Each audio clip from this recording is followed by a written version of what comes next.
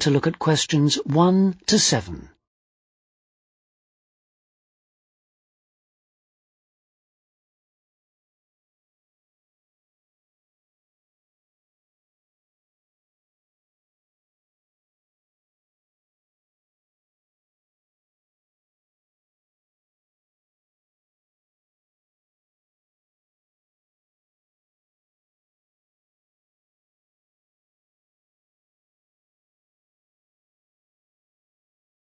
You will see that there is an example which has been done for you. On this occasion only, the conversation relating to this will be played first. Played first. Rawlings Insurance. Good morning, can I help you? Oh, hello. I'm ringing to report an accident. A car accident? Yes. Just hold the line a moment, please. I'm putting you through to our motor insurance department.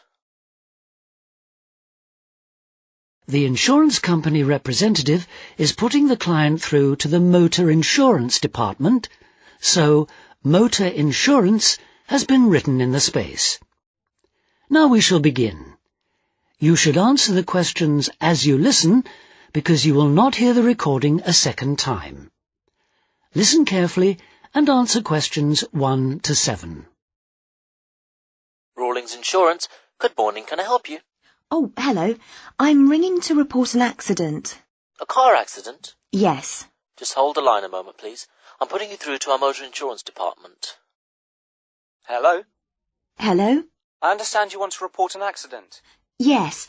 My car's been damaged. Someone came out in front of me. Could I just check a few personal details before we go any further? Oh, yes, sorry. Your name, first of all. It's Elizabeth Rickard. Is that R-I-K-A-R-D? It's spelt with a C, not a K. Oh, okay. And your date of birth, please. It's the 8th of October, 1975. And lastly, I just need to check your address. Oh, actually, I moved house last month, so the street name's different. It's 60 Forest Road. I think you've got 22 Ash Avenue on your records. I have, so I'll just make a note of that. That's fine. And is that in the same town still, Callington? That's right. Right. Now, do you have your insurance policy in front of you? Yes, I do. Can you give me the policy number, please? It's at the top. Oh, yes. 50924? It's in a box. It should start with letters. Oh, CZ8809? That's the one. And now I want to ask you about the accident itself. Is that okay? Yes, that's fine. First of all, did it happen today?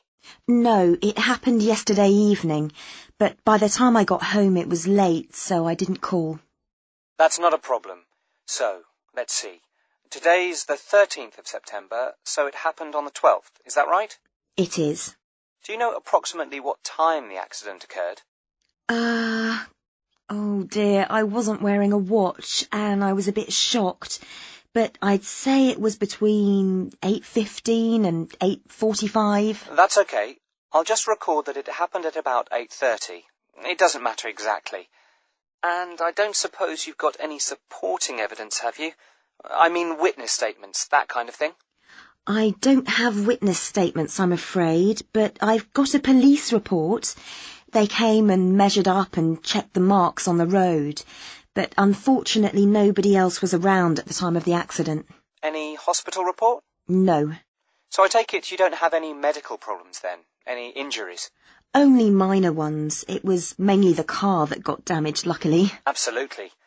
But we do recommend that you have a check-up anyway, within 24 hours if possible. Yes, okay. I'll make an appointment today. Fine. And now, can you tell me what happened exactly? I'm going to make a few notes. Before you hear the rest of the conversation, you have some time to look at questions 8 to 10.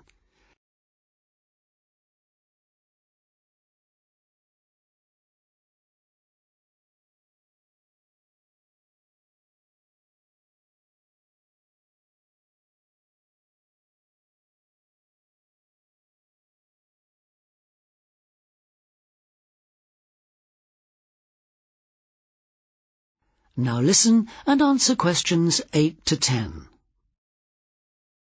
I was driving home from the swimming pool and I don't know Callington at all, so could you describe it for me?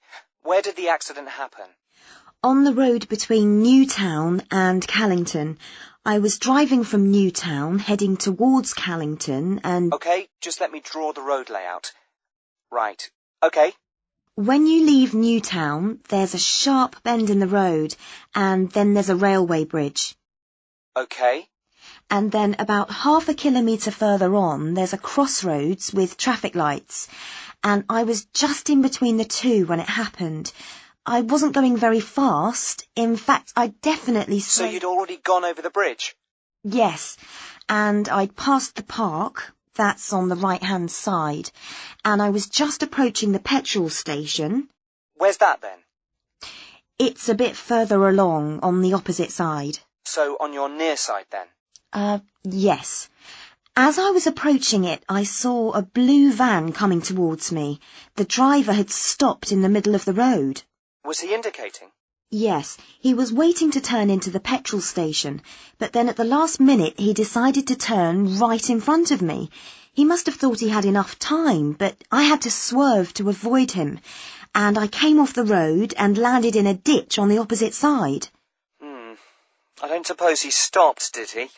Oh, yes, he came over to see if I was okay, but he tried to say it was my fault, and there wasn't anyone else. That is the end of section 1. You now have half a minute to check your answers.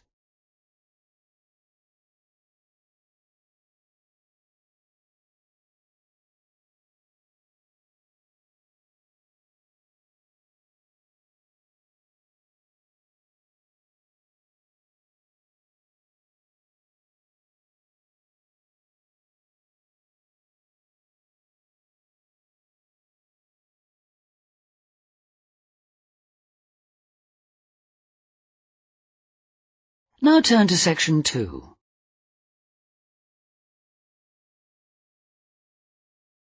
Section 2. About a project to conserve dormice in one area of the UK. First, you have some time to look at questions 11 to 14.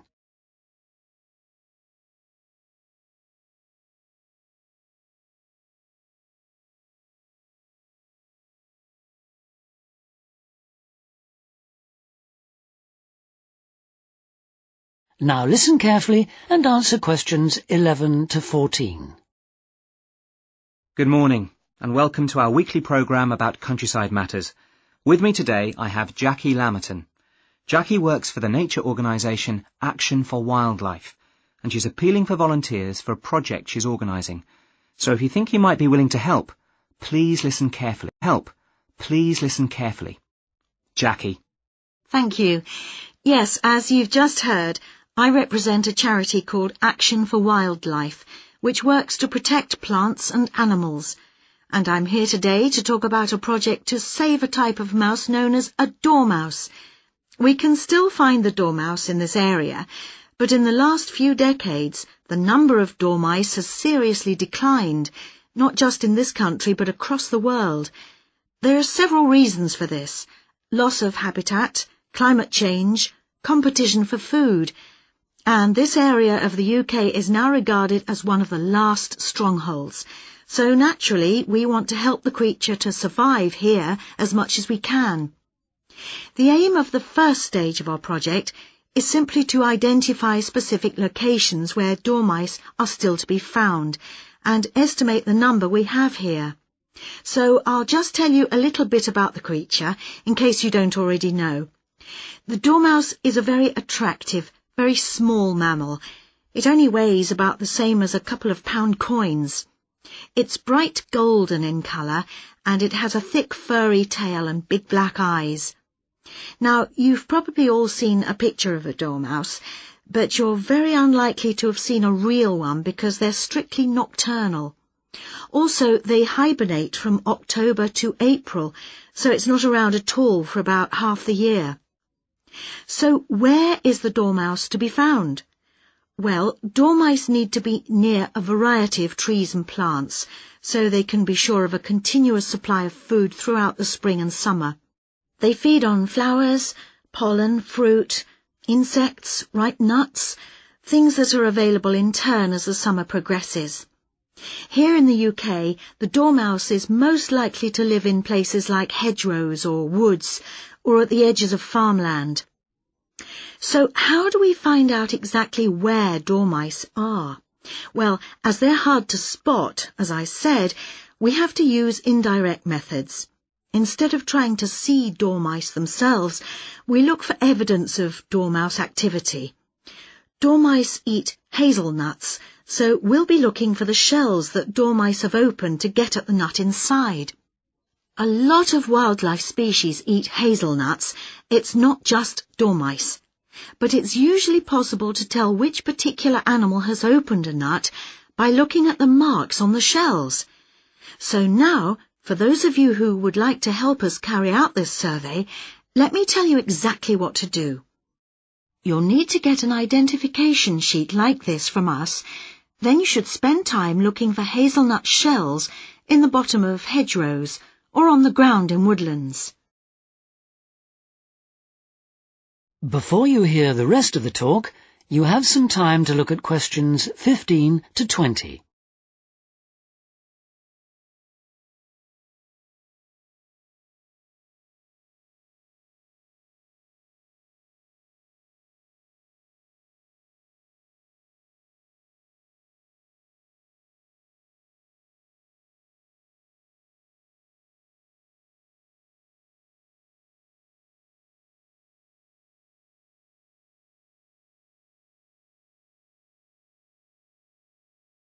Now listen and answer questions 15 to 20. If you find one, use the identification sheet to try and establish what kind of creature has opened it. You'll see from the pictures on the sheet that different creatures do it in different ways. For example, you'll see that insects make a small hole in the shell, less than 2 millimeters across. Then there's another type of mouse called a wood mouse. Wood mice make a hole in the shell too, but they leave parallel tooth marks on the inner rim of the shell, as well as rough scratches on the surface. Thirdly, there are little mammals called voles. These creatures don't leave any marks on the surface, but they leave tooth marks on the inner rim of the hole. And these marks are neat and parallel, so they're fairly easy to identify. Then there are squirrels and birds. They both open the nuts, leaving half shells that have got jagged edges. And finally, we have our dormice. They make a hole in the shell that has a smooth inner edge, and the tooth marks it leaves are on the surface, at an angle to the hole. And these are the ones we're looking for, of course. Firstly, if you do find any nuts which you think have been opened by dormice, you need to record their location as precisely as possible. You can use the grid references on a map, or you can sketch your own map. But if you do, be sure to include landmarks or road names. It's very important that we know exactly where the shells came from. Then put the nut shells in a small container. Any kind will do, a film box or a matchbox, anything that prevents them from being crushed in the post. And then finally, give them a label, just your name and contact details, and send them to Action for Wildlife. When we receive them, an expert will look at the shells to confirm your identification. The address to send them to is... That is the end of section 2. You now have half a minute to check your answers.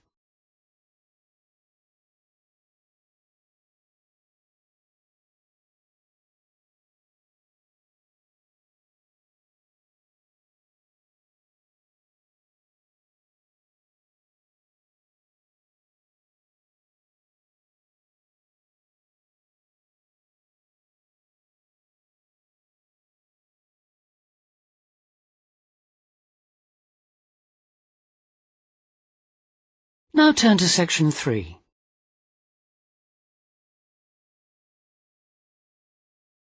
Section 3.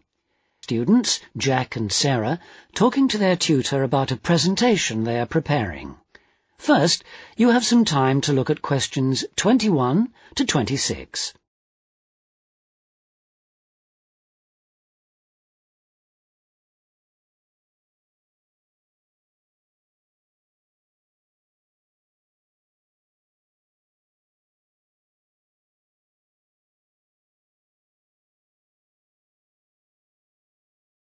Now listen carefully and answer questions 21 to 26. Hello, you two. Have a seat. Okay. So you're going to tell me about the presentation you're preparing for next week's marketing seminar, right? That's right. Marketing seminar, right? That's right. We've drafted this plan for you to look at. Okay, thanks. Perhaps you could just talk me through it, could you? Sarah, do you want to begin? Yes. Well, we're going to compare the websites of two bicycle companies. Right, and they're called Hills Cycles and Wheels Unlimited. Yes. And first of all, we've compared the content of each site and the presentation. Then we've done an evaluation of each one. Okay. And did you find much difference between the two websites, Jack? Quite a bit, yes.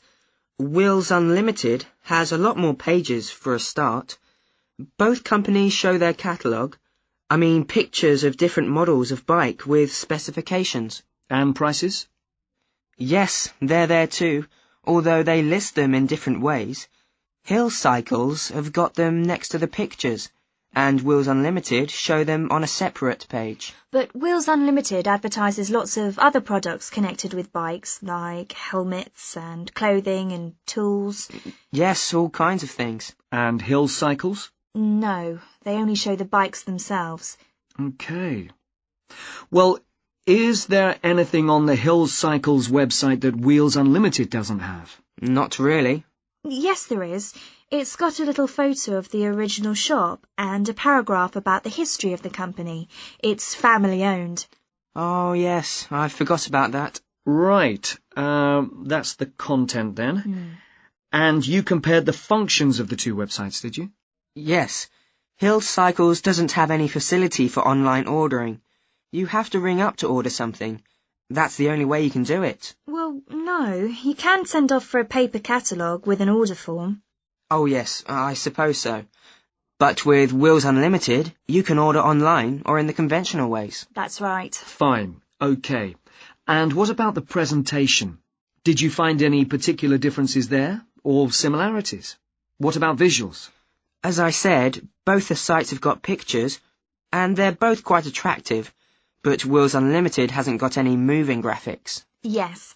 Hills Cycles has got an animated cartoon at the top of the homepage. Right. Well, it looks as if you've got plenty to talk about. There are other things too, but those are the main things we noticed. Okay, well, you'd better stick to the most obvious differences, because you've only got 10 minutes for the whole presentation, haven't you? And you said you're going to evaluate each site as well, didn't you? How are you going to do that? I mean, what criteria will you use? Before you hear the rest of the talk, you have some time to look at questions 27 to 30.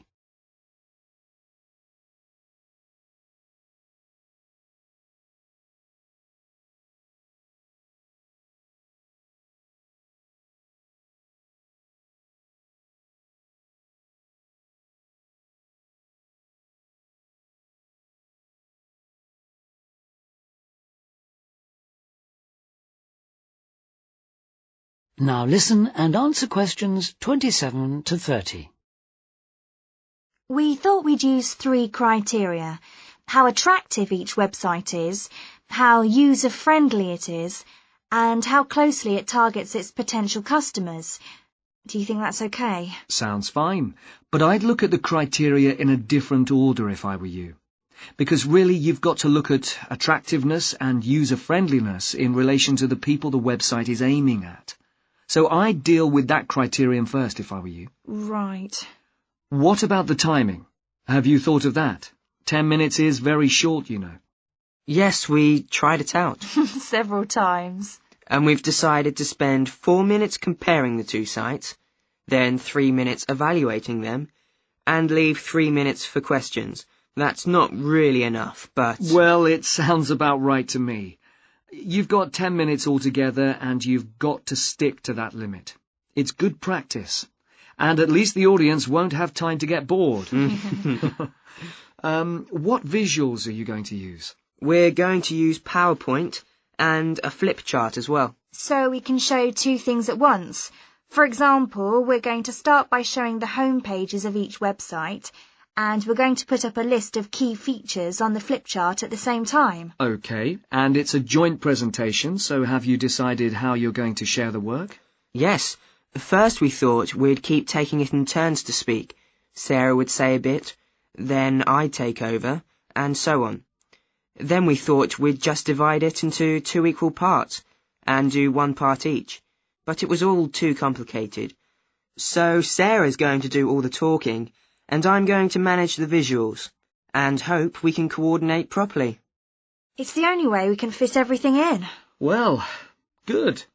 You've obviously worked hard, and you've been very careful with the details. Only one thing I would say. Make sure that you keep your visuals simple. I mean, if you're showing a list of key features, for example, you should make it as brief as possible.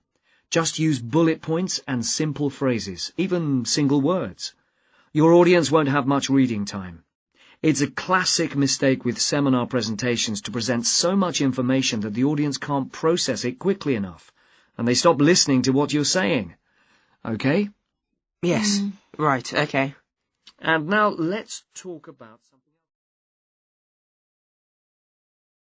else. That is the end of section 3. You now have half a minute to check your answers.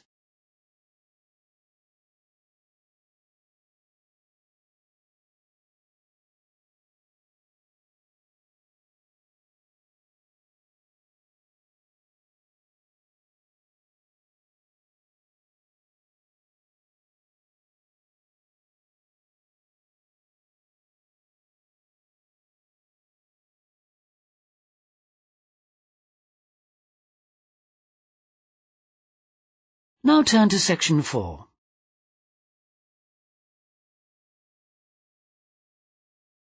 Section 4. The way in which elephants communicate.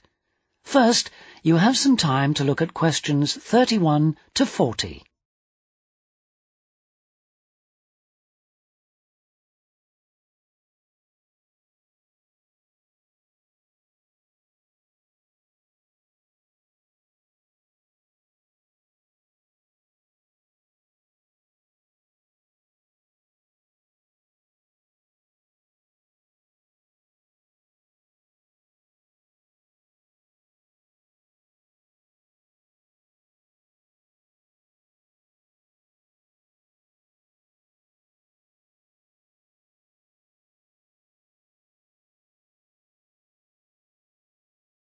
Now listen carefully and answer questions 31 to 40.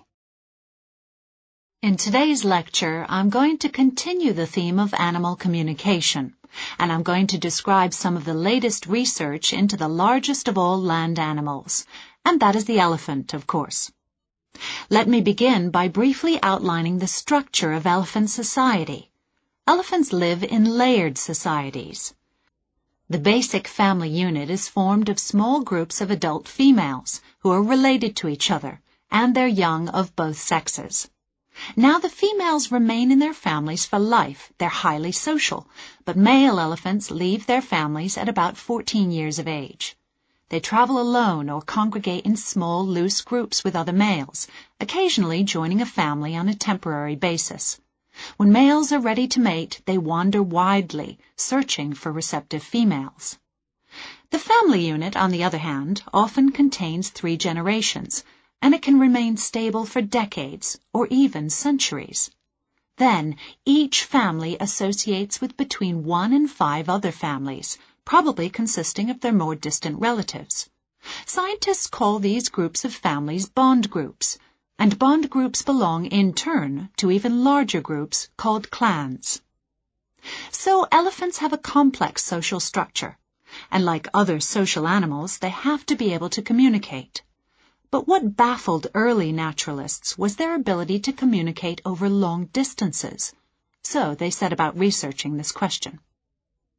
In one experiment, scientists fitted groups of elephants with radio tracking collars, and what they observed about their behavior really intrigued them, because they found that there was some sort of coordination between families. For example, two separate family groups might move in parallel to each other, miles apart, and then change directions simultaneously, either turning or moving towards each other. Now, elephants have a keen sense of smell, which they use whenever they can. But smell alone couldn't account for these synchronized movements, because the wind often carries odors in the wrong direction. So the scientists concluded that the elephants were using their hearing instead, and attention then turned to the nature of elephant calls. In another experiment, scientists from Cornell University in America went to Etosha National Park in Namibia, and they produced a recording of calls made by a female elephant to potential mates. Then they broadcast it, and they did this from a van which was parked more than half a mile from a waterhole where several bull elephants were drinking. And two of these looked up, spread their ears wide, and then crunched through the bush towards the loudspeakers. As you can imagine, the scientists may have been alarmed at this point, but the elephants marched straight on past them in their van in search of a female elephant. But the striking aspect of this experiment was that when they replayed their recording, neither the two scientists nor the rest of their team, who were filming from a nearby tower, could hear it. And that's because the sounds that they had replayed were below the lower threshold of human hearing. In scientific terminology, the sounds are infrasonic. Elephants can make these extremely low-pitched sounds because although they have a larynx or voice box that is similar to those of all other mammals, it's much larger. But what do the sounds mean? Scientists from Pittsburgh Zoo in the USA have classified certain infrasonic calls based on when these occur and how other elephants react to them. They found, for example, that when individual family members reunite after separation, they greet each other very enthusiastically, and the excitement increases with the length of time that they've been separated. They trumpet and scream and touch each other. They also use a greeting rumble. This starts at a low 18 hertz. Hertz is a measurement of sound pitch. Crests at 25 hertz, which is a level just high enough to be audible to humans, and then falls back to 18 hertz again. In another example, an elephant attempting to locate its family uses the contact call. This call has a relatively quiet, low tone with a strong overtone which is clearly audible to humans. Immediately after contact calling, the elephant will lift and spread its ears and rotate its head as if listening for the response. The contact answer is louder and more abrupt than the greeting call, and it trails off at the end. Contact calls and answers can last for hours until the elephant successfully rejoins her family. A third type of call seems to represent a summons to move on. At the end of a meal, one member of a family moves to the edge of the group, typically lifts one leg and flaps her ears. At the same time, she emits a "let's go" rumble, which arouses the family and they start to move on. Finally, mating activity is associated with yet another group of calls. So our understanding of elephant communication has increased considerably in recent years. However, even with the use of radio tracking collars, it's technically difficult to document the functions of long-range communication. So although scientists are aware that elephants may know the whereabouts and possibly the activities of other elephants that are several miles away, there may be a lot of subtle long-range interactions which are still not evident. That is the end of section 4. You now have half a minute to check your answers.